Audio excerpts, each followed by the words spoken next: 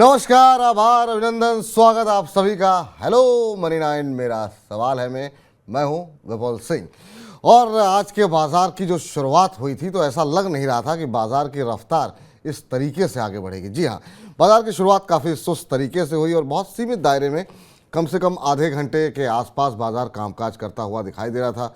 फिर ऐसा लगा कि शायद बाजार की ये बढ़त न सिर्फ खोएगी बल्कि गिरावट जो है और गहरा सकती है।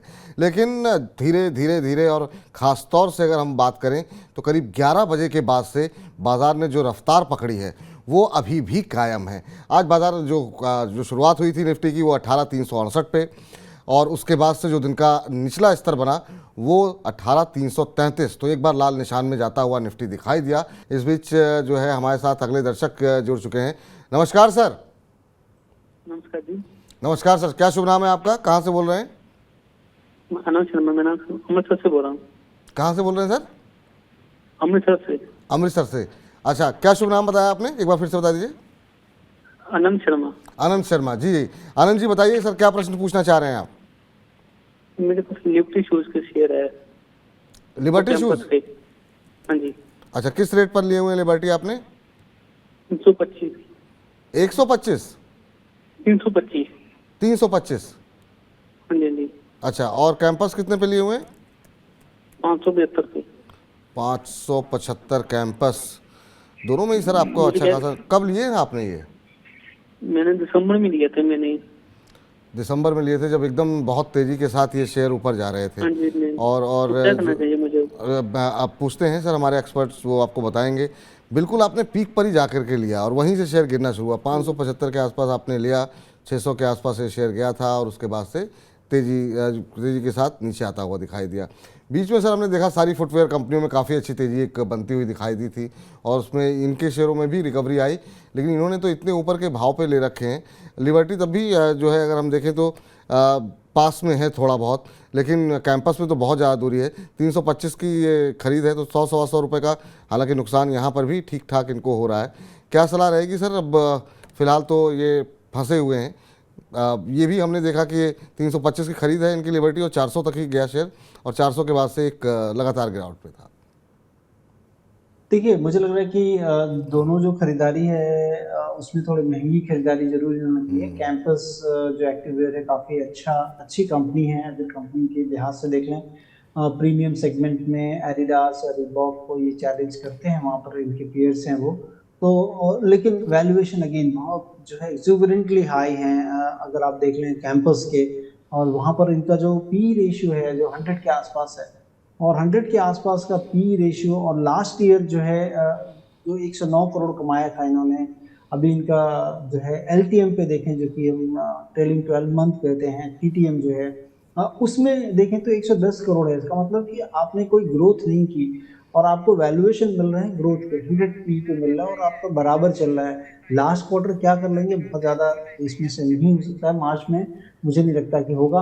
और अगर आपको कोई भी कंपनी को वैल्यूएशन अगर इतना ज़्यादा दिया जाए और उनकी ग्रोथ कम हो जाए, तब एक जरूर जो है स्टॉक पे जो है एक तरह से कहने की ग्रहण सा लग जाता है, क्योंकि आपने परफॉर्मेंस नहीं दी, आपको वैल्यूएशन ज़्यादा मिलते हैं, लोग इसमें या इंस्टीट्यूशनल निवेशक जो है वो बेचने लगते हैं, क्योंकि performance is the key things जो कि हमेशा देखी जाती है, जो कि नहीं है। सिमिलरली जो है लिबर्टी में भी अगर आप देखेंगे तो वहाँ पर भी वैल्यूएशंस जो है थोड़े हाई हैं। ऑल्दो लास्ट ईयर से इन्होंने काफ़ी अच्छा किया है, लेकिन इस पूरे क्षेत्र में अगर मुझे लगता है कि देखना है तो बाटा इज डूइंग क्वाइट वेल। दूसरी कंपनी अगर देखता हूँ मैं तो वहाँ पर मिर्जा टैनरी बोल के एक कंपनी है।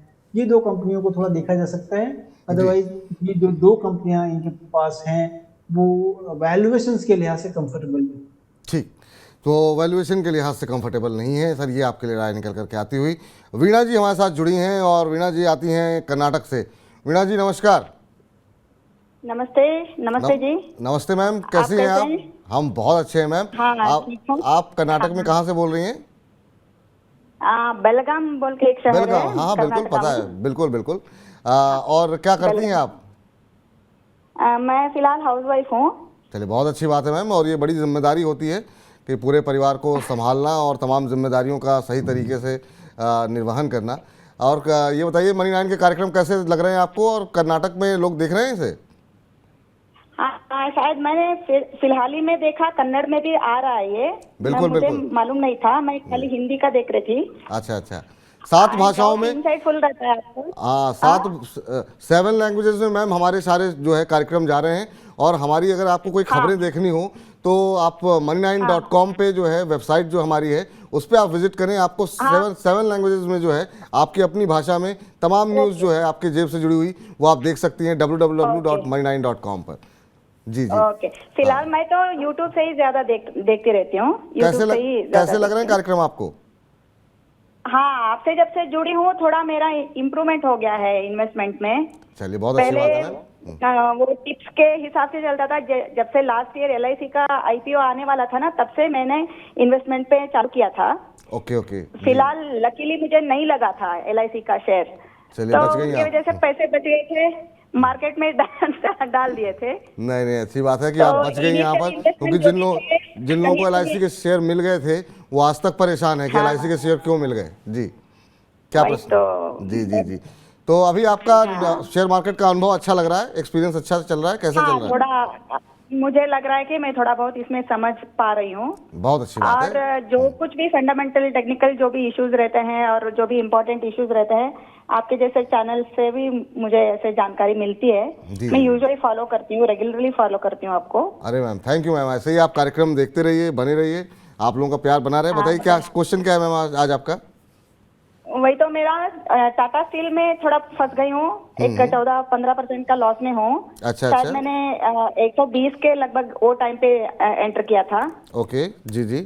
और दूसरा क्या है? थाईलैंड में भी मैंने ऐसे फिलहाल ही एकदम से उछाल आ गया। अभी तो 25 कल तक थी और भी 2% तक शायद बढ़ गया है। जी जी जी जी। मैं वही, मेरा डर यही था कि इतना बस है, मैं प्रॉफिट बुक करूं या ऐसे उसको बनाए रखूं। आपने किस रेट पे लिया था सतलाम?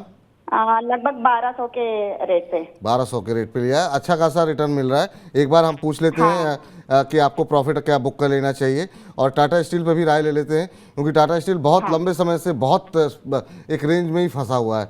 बहुत अच्छी रैली सर पिछले, जी जी, बहुत अच्छी रैली यहाँ पर। रैली थी तब मैंने एंटर किया, शायद वो गलत टाइम था। बिल्कुल बिल्कुल बिल्कुल। और उसके बाद से रूस यूक्रेन युद्ध के बाद जो है जिस तरीके से डिमांड घटी है मेटल की, तो उसके चलते भी दबाव जो है टाटा स्टील में थोड़ा सा देखने को मिल रहा है। थोड़ा रिसेशन की आशंका जो बनी हुई है उसका असर देखने को मिल रहा है। पूछते हैं बाकी डिटेल, आप बने रहिए।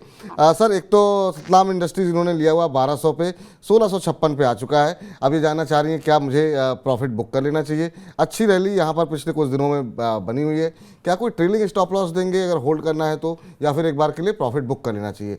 दूसरा, टाटा स्टील पे सर बहुत लोग ये परेशान है कि ये शेयर जो है काफ़ी लंबे समय से एक दायरे में ही कामकाज कर रहा है, 100-115 इसके दायरे में ही कामकाज कर रहा है। अब ये इन्होंने 120 में लिया हुआ है, तो इनकी खरीद से थोड़ा सा दूरी ज़्यादा है, इस वजह से परेशान है। 14 रुपये पर शेयर का नुकसान हो रहा है।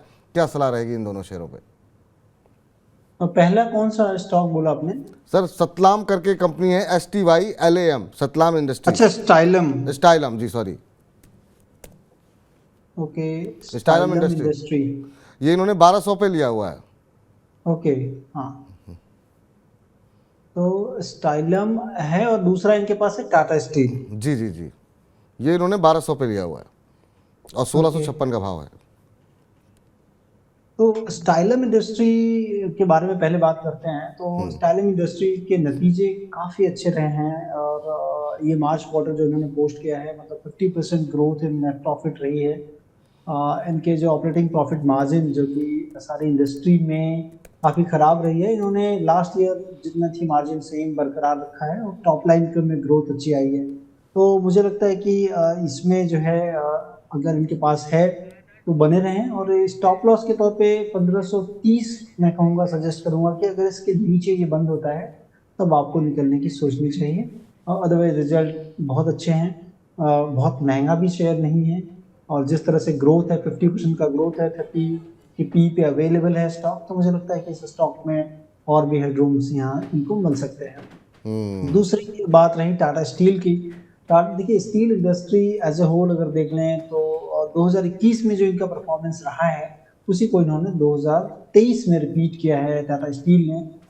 2022 जो है वो एक एक्सेप्शनल ईयर था पूरे इंडस्ट्री के लिए, क्योंकि उस समय रियलाइजेशन बहुत अच्छे हुए थे और तकरीबन 41,000 करोड़ रुपए कंपनी ने कमाया था। लेकिन वो वन ऑफ है, हम लोग सारे लोग जानते हैं कि ये चीज शायद अब रिपीट ना हो, क्योंकि जिस तरह से सरकार ने इनकी मार्जिन जो थी आप देख लें 26% के करीब मार्जिन थी। मतलब सॉफ्टवेयर सेक्टर में हम देखते हैं कि मार्जिन इतना ज्यादा करते हैं, और ये जो कमोडिटाइज सेक्टर है इसमें इतनी मार्जिन रहती नहीं है। और इसके कारण देखा कि हमने सरकार ने काफी ज्यादा जो है इस पे कहने की ड्यूटी लगा दी, जी, और जी, ड्यूटी लगाने जी। के बाद इसमें गिरावट देखने को मिली है।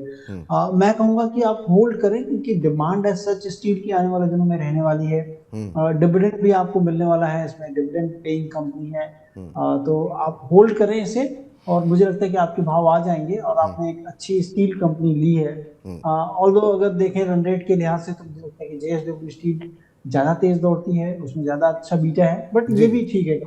मैं कहूंगा इसमें होल्ड की सलाह है। तो होल्ड की सलाह सर मैम आपके लिए टाटा स्टील पर है। धैर्य रखिए, टाटा स्टील में भी आपके भाव अच्छे आते हुए दिखाई देंगे। थोड़ा नज़रिया आपको थोड़ा सा लंबा रखना पड़ेगा, लंबे समय तक थोड़ा होल्ड करना पड़ेगा।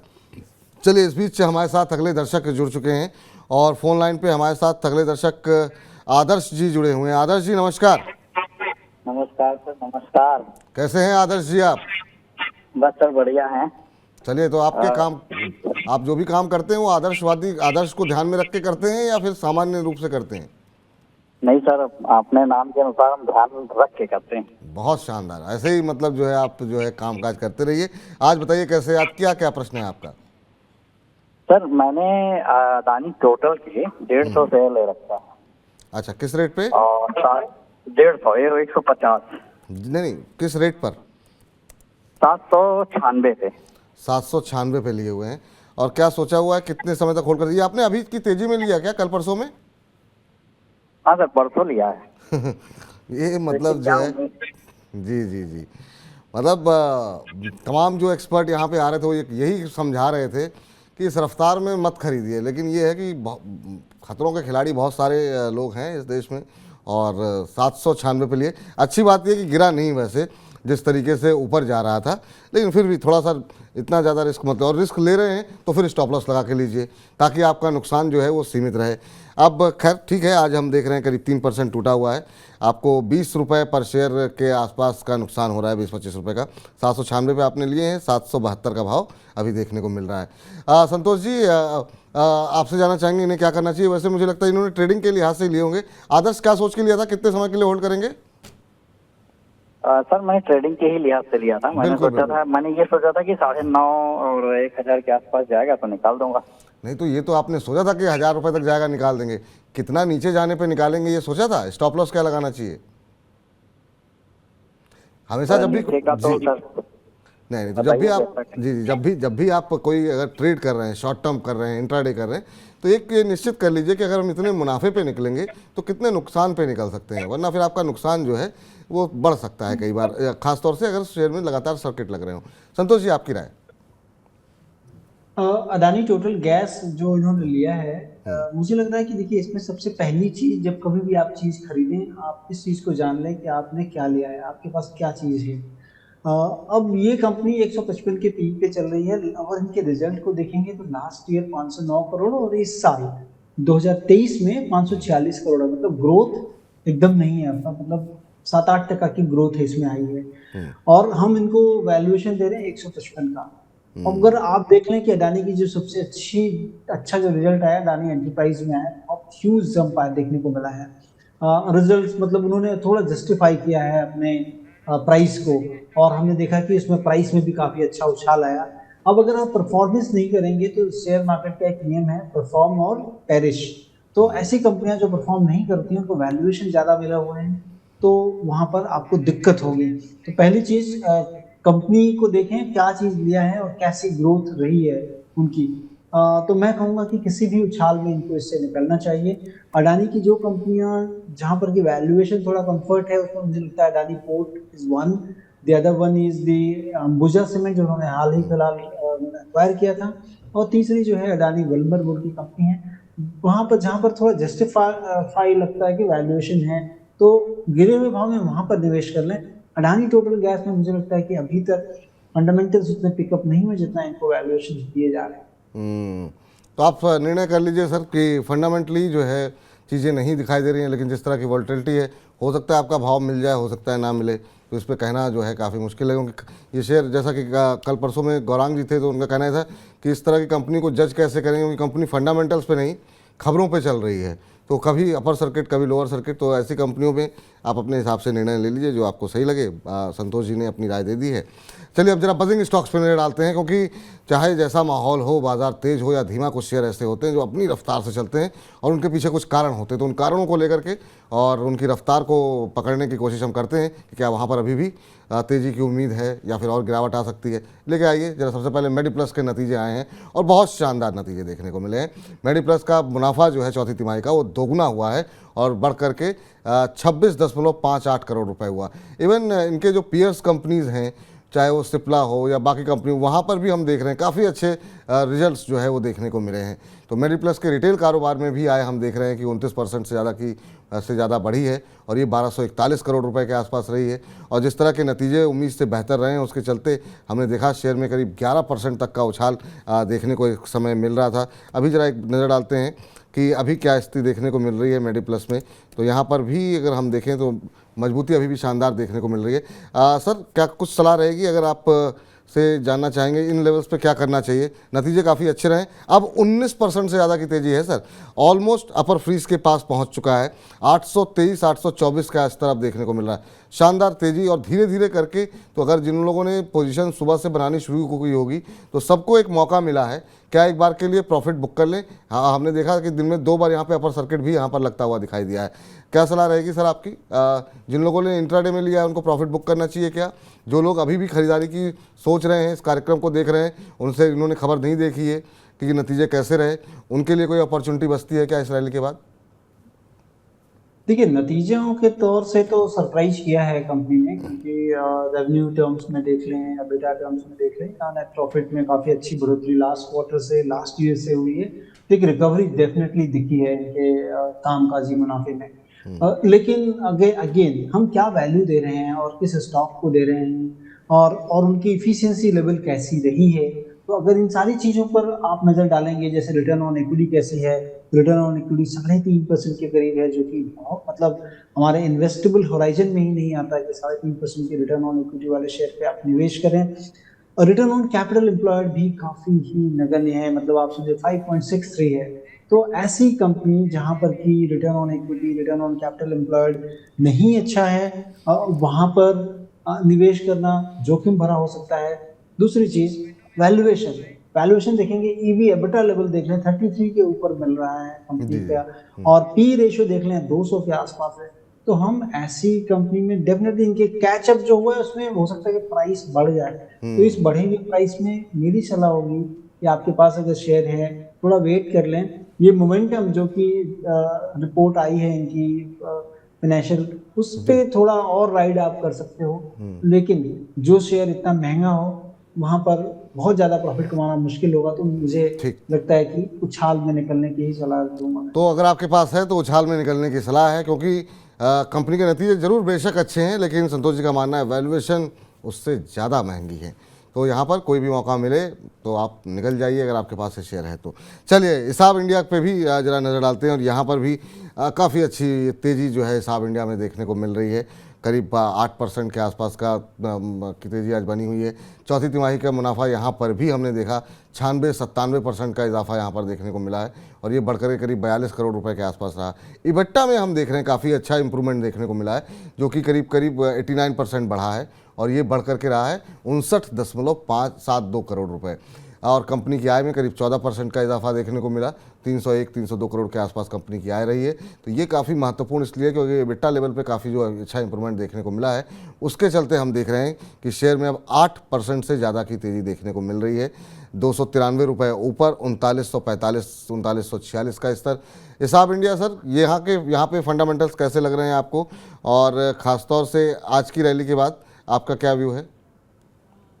ठीक है, मुझे लग रहा है कि हिसाब इंडिया के काफ़ी बेहतर नतीजे रहे हैं और वैल्यूएशन उतना ज़्यादा एक्सुबरेंटली हाई नहीं, डेफिनेटली थोड़ा हाई है, लेकिन कंपनी डेट फ्री है। सबसे पहली चीज़ अगर आप देख लें, रिटर्न ऑन इक्विटी 53% के करीब है, रिटर्न ऑन कैपिटल एम्प्लॉयड 71% के करीब है और ग्रोथ काफ़ी अच्छी रही है। लास्ट ईयर 84 करोड़ कंपनी ने कमाया था, पूरे साल में फाइनेंशियल ईयर 22 में और 23 में अगर आप देखेंगे तो 136 करोड़ का मुनाफा है।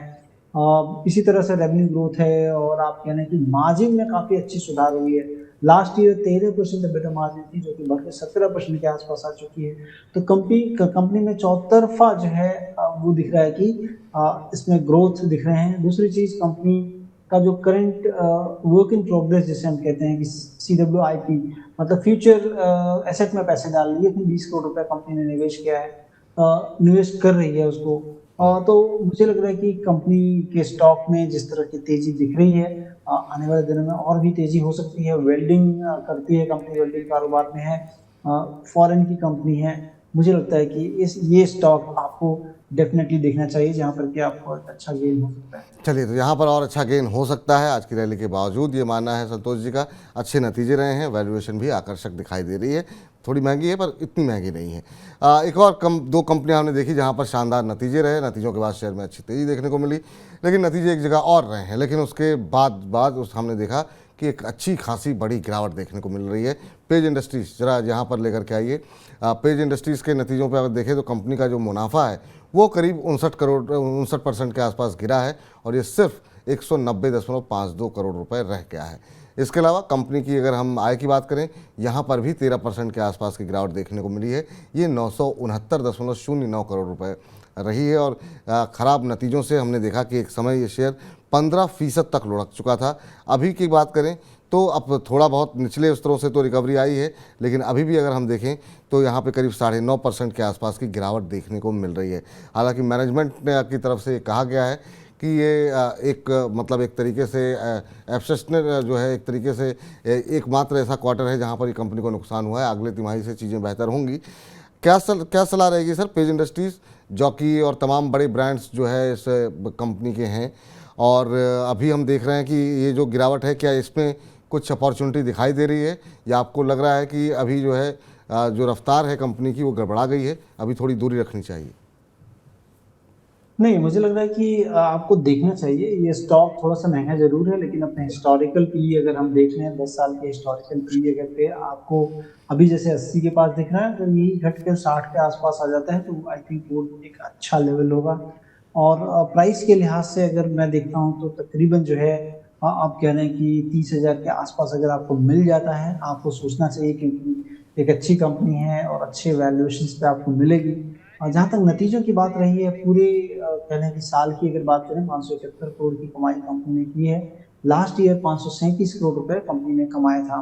क्वार्टर में जरूर निराशा हुई है, जहाँ पर कि इनके नतीजे थोड़े खराब आए हैं। वहाँ पर मार्जिन भी काफ़ी श्रिंक हो गई है, जो कि एक समय था कि 24-25% की मार्जिन हुआ करती थी। लास्ट क्वार्टर की जो मार्जिन दिखा रहे हैं ये 14% के करीब है, तो वहाँ पर कुछ बॉटलनेक्स जरूर देखने को मिल रहे हैं। लेकिन अब मुझे लगता है कि शायद ये वन ऑफ होगा। कंपनी डेफिनेटली अपने रिकवरी पाथ पे आएगी मार्जिन के, तो आने वाले टाइम पे वेट करें। अभी ना थोड़ा सा इसको और करेक्ट होने दें, और उस करेक्शन में मुझे लगता है कि एक अच्छी अपॉर्चुनिटी इस कंपनी में हो सकती है आपके।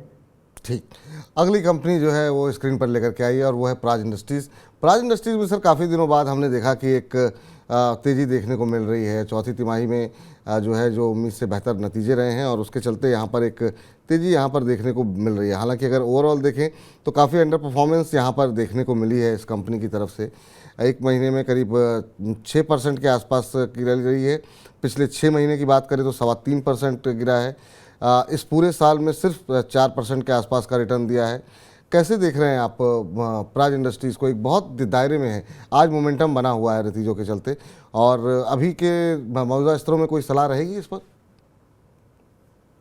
मुझे लगता है कि डेफिनेटली आपको रखनी चाहिए, क्योंकि कंपनी जो है वो एथेनॉल प्लांट बनाती है, और जिस तरह से सरकार का फोकस है और सरकार का जो एनर्जी डिपेंडेंसी है, वो जो है फ्यूल पे, जो फॉसिल फ्यूल है वहाँ से कम कर जो है एथेनॉल पे जाए, एथेनॉल ब्लेंडिंग करें, मिक्स जो है एक चीज़ हो, और जहाँ पर कि हमारी डिपेंडेंसी और हमारा जो कैड है, करंट अकाउंट डेफिसिट का बहुत बड़ा पोर्शन ऑयल इंपोर्ट बिल होता है, और उसको कम करने के लिए सरकार काफ़ी जद्दोजहद कर रही है। और उसमें सबसे बड़ा इनिशिएटिव जो उन्होंने लिया है वो है एथेनॉल की ब्लेंडिंग, पेट्रोल में, डीजल में ये करने की कर रहे हैं और उसमें परसेंटेज धीरे धीरे बढ़ाते जा रहे हैं। और मुझे लगता है कि अगर ये चीजें होंगी तो ये इस कंपनी का जो है प्रोडक्ट काफी रेलेवेंस रखता है। और अगर हम पूरे साल की देखें तो इस साल 240 करोड़ रुपए कंपनी ने कमाए हैं और लास्ट ईयर 150 करोड़ रुपए कंपनी जी। ने कमाए थे। जी। तो और दूसरी चीज अगर देख लें कि इनके टेक्निकल सेटअप को अगर देखेंगे तो अभी गिरने के बाद इनवर्स एज एंड शोल्डर बना है, मतलब एक ऐसी चीज जो कि तेजी की तरफ इंडिकेट करती है। रिवर्सल होने वाला है इसमें स्टॉक में। कंपनी का जो है प्राइस भी आज जो है रिजल्ट के बाद देखिए काफी बढ़ा है। मुझे लगता है कि इसमें किसी भी गिरावट में आप यहाँ पर भी ले सकते हैं और गिरावट भी हो तो वहां पर इसे एक्यूमुलेट करना चाहिए। काफी अच्छे नतीजे हैं, प्रोस्पेक्ट काफी अच्छा है कि फ्यूचर ग्रोथ की जो प्रोस्पेक्ट है मुझे लगता है कि वहां पर भी कंपनी काफी अच्छा करती है। कंपनी के एफिशिएंसी रेशियोज काफी अच्छे हैं और कह लें कि कंपनी का जो डेट है वो बहुत ही कम है, 42 करोड़ रुपए का डेट है। 6,800 करोड़ का मार्केट कैप है। तमाम चीजों को देखते हुए लग रहा है कि ये कंपनी में पैसे बन सकते हैं, पेज इंडस्ट्रीज के अंदर। ये सलाह आपके, माफ कीजिएगा, प्राज इंडस्ट्रीज के अंदर। तो ये सलाह, हाँ प्राज, माफ कीजिएगा वो इस बीच लेकिन जो है सर एक और नतीजे आए हैं और संक्षेप में टिप्पणी चाहेंगे आपसे, और वो है वोडाफोन आइडिया। वोडाफोन आइडिया में हालांकि अगर हम देखें कंपनी की आय में तो कोई खास इजाफा नहीं हुआ, लेकिन कंपनी का जो घाटा है वो जो है वो कम होता हुआ दिखाई दिया है और ये घट करके 6,419 करोड़ रुपए रहा है। कंपनी की आय मात्र 3% की बढ़ोतरी यहाँ पर देखने को मिली है। ग्राहक कंपनी की तरफ से निकल करके जा रहे हैं लगातार जियो और एयरटेल की तरफ। ऐसे में इस कंपनी के इस जो घाटे कम हुए हैं उससे कुछ सकारात्मक ऊर्जा भरेगी इस कंपनी में। अभी जिन लोगों के पास हायर लेवल पे हैं उन्हें क्या करना चाहिए? वोडाफोन आइडिया पे लोग इसलिए भी खरीदारी काफ़ी कर रहे हैं कि हो सकता है इसे गवर्नमेंट की तरफ से कोई बेल आउट मिल जाए। कुछ लोगों को लग रहा है काफ़ी सस्ता शेयर है। तो अभी अगर जो वोडा आइडिया की बात करें तो क्या करना चाहिए? दूरी बनाए रखनी चाहिए, सस्ता शेयर है खरीद लेना चाहिए, और जो लोग थोड़ा ऊपर फंसे हुए हैं उनके लिए लॉस बुक करना चाहिए या बने रहना चाहिए? देखिए, वोडाफोन आइडिया जो company as a going concern बहुत बड़ा इशू है उसमें। अब ये कैसे यू टर्न होगा, कैसे प्रॉफिट में आएगी कंपनी, कहना बहुत मुश्किल है। ऑपरेटिंग प्रॉफिट जैसा आप बता रहे थे पूरे साल में 16,817 करोड़ का रहा है, लेकिन कंपनी के ऊपर जो डेट है उससे जो आउट गो हो रहा है इंटरेस्ट वो 23,000 करोड़ रुपए के करीब है। डेप्रिसिएशन 23,000 करोड़ के रुपए है। तो आप अगर देखेंगे बॉटम लाइन जाते जाते कंपनी को काफी बड़ा जो है नुकसान है 29,000 करोड़ का, और लगातार 5-6 साल हो गए कंपनी को कि जो कि घाटे में चल रही है। बैलेंस शीट की पोजीशन अगर आप देखेंगे तो जो इनका कहने के रिजर्व एंड सरप्लस जिसे कहते हैं वो -1,23,000 करोड़ का है, मतलब बुक वैल्यू कंपनी की माइनस है। अब ऐसी जगह पे 15 रुपए बुक वैल्यू माइनस चल रही, घाटे में चल रही है कंपनी। ये कैसे यू टर्न होगा बहुत मुश्किल है। सरकार भी सपोर्ट दे दे, लेकिन कंपनी को खुद कुछ न कुछ ऐसी चीजें निजात करनी पड़ेंगी जिससे कि हो, मतलब इनको कुछ रिकवरी हो। आप जैसा बता रहे थे कि बहुत सारे लोग इससे निकल के चले जा रहे हैं कि दूसरे जितने भी भारतीय एयरटेल या कह लें कि रिलायंस जो में जा रहे हैं, इनके कस्टमर बेस कम हो रहा है, तो सारी चीजें खराब दिख रही हैं कंपनी के लिए। और एज ए गोइंग कंसर्न कैसे वायबल होगी ये कंपनी, ये कहना बहुत मुश्किल है। इनके जो है बुक्स को देख के लग रहा है। तो एट लार्ज आप अवॉइड करें। अगर आप फंसे हुए हैं किसी भी तरह से पॉजिटिव सेंटीमेंट अगर आता है तो आपको निकलने की सलाह होगी, जितना कम घाटे में निकल सके उतना अच्छा। ठीक, तो पूरी तरीके से अवॉइड करने की सलाह है। भविष्य की राह बहुत ही मुश्किल यहाँ पर दिखाई दे रही है, तो इसलिए दूर रहें। ऊपर फंसे हुए हैं तो आज जैसे कि हम देख रहे हैं कि 1-1.5% की तेज़ी है। ऐसी कोई रैली अगर आती है किसी खबर के चलते तो वहाँ पे निकलने के रास्ते तलाशने की कोशिश कीजिए। हाँ, इन लेवल्स पे ख़रीदारी बिल्कुल मत कीजिए कि सस्ता शेयर है। ये बहुत सारे सवाल आते हैं हमारे पास कि 6-7 रुपये पे ले लिए, 3 रुपये पे ले लिए, तो यहाँ पर दिक्कतें और बढ़ सकती हैं। चलिए अगले दर्शक के पास चलते हैं और हमारे साथ अब अगले दर्शक जुड़ चुके हैं, केसी अग्रवाल जी। अग्रवाल साहब नमस्कार। हाँ नमस्कार। नमस्कार अग्रवाल साहब, कैसे हैं आप? बढ़िया है। बताइए क्या प्रश्न पूछना चाह रहे हैं? हमने 1000 NHPC का शेयर लिया हुआ है 43 पे। 43 पे, अच्छा। और कब लिया था सर ये आपने? 2-3 साल होल्ड कर सकते हैं। अच्छा, 2-3 साल। कब लिया है आपने? ये अभी 1 वीक हुआ है। अच्छा अच्छा, 2-3 साल होल्ड कर सकते हैं, ये तो बड़ी अच्छी बात है सर आपकी। लेकिन ये शेयर चलता नहीं है, ये मतलब थकाता बहुत है। अब बाज़ार कहीं से कहीं पहुंच जाता है, बाकी शेयर चलते रहते हैं। इसमें उस तरह की रफ्तार नहीं देखने को मिलती है। लेकिन दिग्गज कंपनी है, काफ़ी सारे कामकाज हैं। लेकिन सर कई बार हम देखते हैं बहुत सारी कंपनियां ऐसी होती हैं जो कि मतलब मजबूत होती हैं, लेकिन शेयर प्राइस जो है वो काफ़ी परेशान करता है। जैसे आईटीसी थी, आईटीसी ने भी देखा हमने कि बहुत दिनों तक बहुत परेशान किया, लेकिन चली तो बहुत अच्छी चली। एनएचपीसी पोर्टफोलियो में होना चाहिए, रुक सकते हैं लंबे समय तक। डिविडेंड पेइंग कंपनी है, डिविडेंड भी अच्छा दे रही है। हाँ डिविडेंड पेइंग कंपनी है जी सर, वही मैं कह रहा हूँ कि डिविडेंड के लिहाज से क्या सुरक्षित निवेश के लिहाज से एनएचपीसी अच्छी रहेगी सर? एक बार कंपनी का नाम बताएं। NHPC sir, NHPC. अच्छा, एनएचपीसी, ओके जी, इन्होंने एनएचपीसी के शेयर खरीदे हुए हैं 42 रुपये पे, आज 43 पे चल रहा है। लॉन्ग टर्म नज़रिया है इनका, और ये जानना चाह रहे हैं कि बना रहना चाहिए कि नहीं बना रहना चाहिए। मुझे लगता है कि बने रहना चाहिए, क्योंकि कंपनी के काफ़ी बड़े प्लान हैं यहाँ पर। कि एक तो पहली चीज़ है कि ये जो हाइड्रो पावर है, आप कह रहे हैं कि कार्बन फुटप्रिंट नहीं है इसका, तो ये इसकी बिजनेस सस्टेनेबिलिटी, वायबिलिटी काफ़ी अच्छी है। कंपनी के स्टॉक प्राइस भी बहुत ज़्यादा महंगे नहीं हैं। दूसरी चीज़, कंपनी जो है साल दर साल उनका धीरे धीरे मुनाफा बढ़ रहा है, और आने वाले टाइम पे जो है ग्रीन की तरफ काफ़ी फोकस है इस कंपनी का। तो मुझे लगता है कि अगर इन्होंने होल्ड किया है तो रखना चाहिए, रखें लंबी अवधि का, लेकिन निवेश आपको करना पड़ेगा, और तब जाके जो है आपको मुनाफे मिल सकते हैं इसमें। कंपनी अच्छी है और प्लान भी अच्छे हैं, तो फ्यूचर प्रॉस्पेक्ट भी है। मुझे लगता है कि होल्ड करें। होल्ड करने की सलाह है सर आपके लिए। आप बने रहिए निश्चित रूप से आने वाले समय, क्योंकि डिविडेंड का फायदा तो मिलेगा ही, फंडामेंटल्स भी काफ़ी कंपनी के अच्छे हैं, तो आने वाले समय यहाँ पे भी अच्छी तेज़ी देखने को मिल सकती है। चलिए, अब हमारे साथ हमारे सहयोगी जुड़ चुके हैं, और हर रोज़ शौर्य जो है एक ख़ास सेक्टर के बारे में, किसी खास खबर के बारे में जो कि बाज़ार को सीधे प्रभावित करती है, उसके बारे में चर्चा करने आते हैं। और इस समय जिस तरीके से गर्मी बढ़ रही है उसको ध्यान में रखते हुए इन्होंने कुछ रिसर्च निकाली है। शौर्य, क्या कुछ डेटा लेकर के आए हैं आज आप? जी, आज का जो टॉपिक है वो कंज्यूमर ड्यूरेबल्स। जैसे गर्मियाँ आने वाली हैं, मानसून इतना आ गई हैं, गर्मियाँ आ गई हैं, मानसून जो है वो इतना ज़्यादा बहुत बढ़िया रहने का अनुमान नहीं है, तो इस वजह से ये उम्मीद है कि जो एसी हैं और इस तरह की चीज़ें हैं उनकी सेल्स बढ़ती हुई नजर आएगी। और इसी चक्कर में हम देख रहे हैं जो कंज्यूमर ड्यूरेबल का पूरा इंडेक्स है उसने भी अच्छा परफॉर्म करा है। एक महीने में कंज्यूमर ड्यूरेबल इंडेक्स 4.82% बढ़ा है, बल्कि निफ्टी उसने में बढ़ा है सिर्फ 3.37%, यानी निफ्टी के मुकाबले इस इंडेक्स ने अच्छा परफॉर्म करते हुए नजर आए हैं। अब यहाँ पे पूरा अगर सेक्टर की बात देखें तो ये नजर आ रहा है खाली एसी को लेकर, जो कूलिंग करने वाली चीज़ें उसको लेकर डिमांड अच्छी है, आउटलुक पॉजिटिव है, लेकिन जो बाकी चीज़ें हो गई जैसे वॉशिंग मशीन हो गए, बाकी वाइट गुड्स हैं, उसको लेकर मार्केट में आउटलुक इतना ज़्यादा पॉजिटिव नहीं माना जा रहा है। और 4 कंपनीज जो इसमें इंटरेस्टिंग है वो है कि डिक्सन टेक्नोलॉजी, जो एक महीने में 25% ज़्यादा की तेज़ी दिखाई है।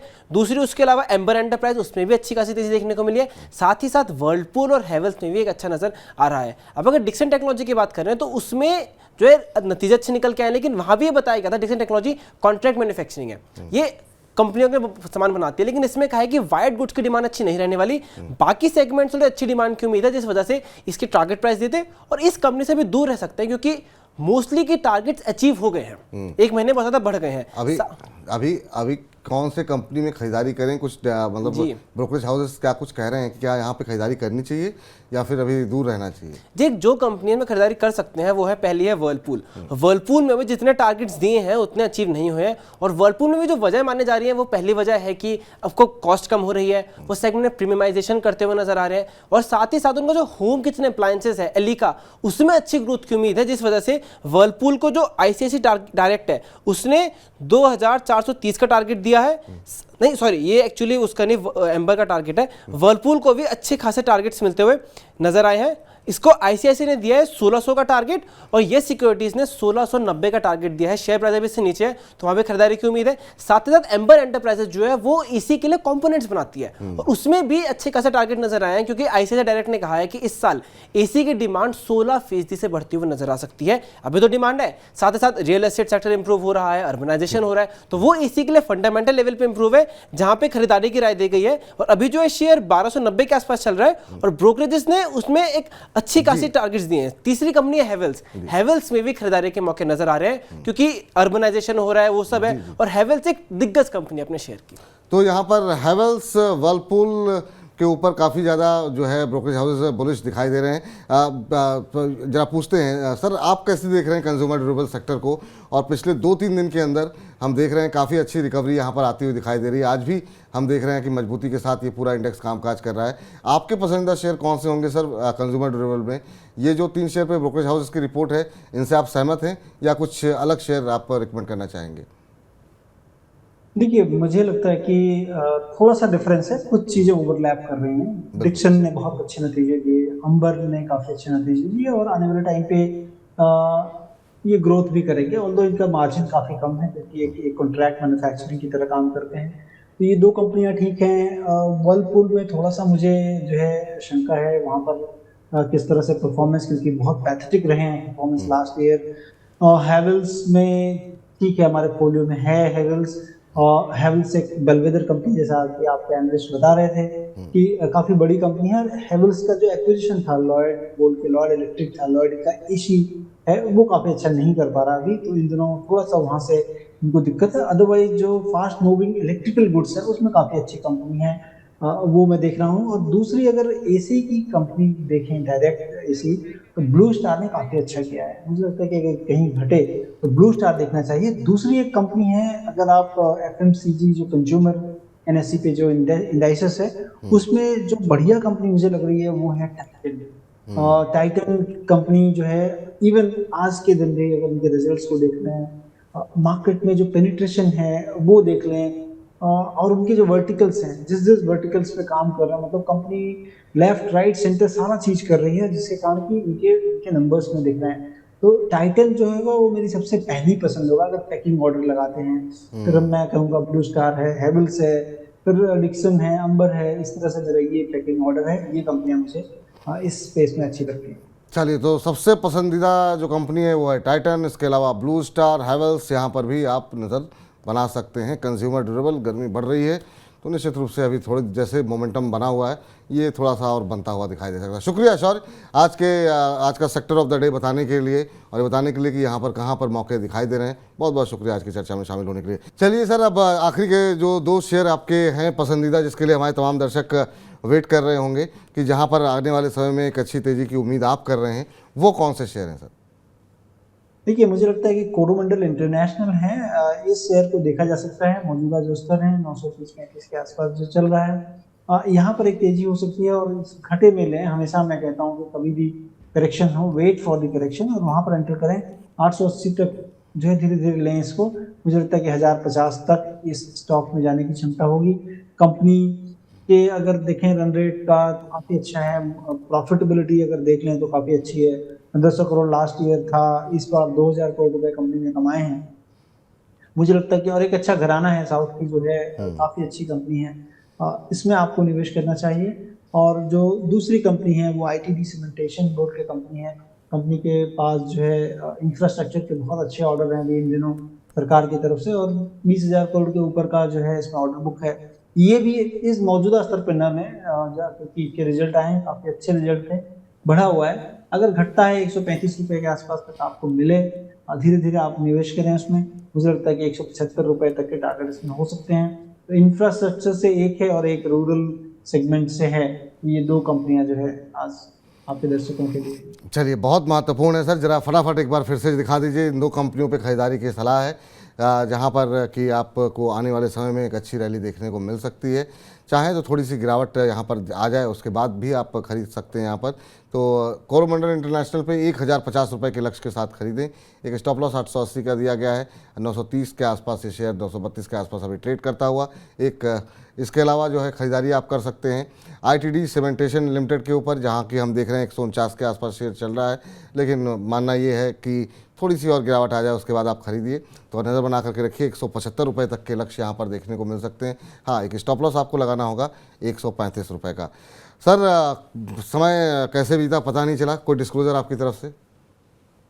देखिए, इसमें कह लें कि जिस तरह जो भी हमने बात की है आपसे, सिमिलर काइंड ऑफ चीज़ें हमने लोगों को बताई हुई हैं, तो हो सकता है कि वेस्टेड इंटरेस्ट जरूर होगा मेरा इसमें। तो आप कभी भी खरीदें तो अपने जो है एडवाइजर से जरूर इसके बारे में जानकारी ले लें, क्योंकि जो भी चीज़ हमने आपको बताई तो मेरा वेस्टेड इंटरेस्ट है। चलिए, बहुत बहुत शुक्रिया सर, बहुत बहुत धन्यवाद आज की इस चर्चा में जुड़ने के लिए, अपना महत्वपूर्ण समय देने के लिए।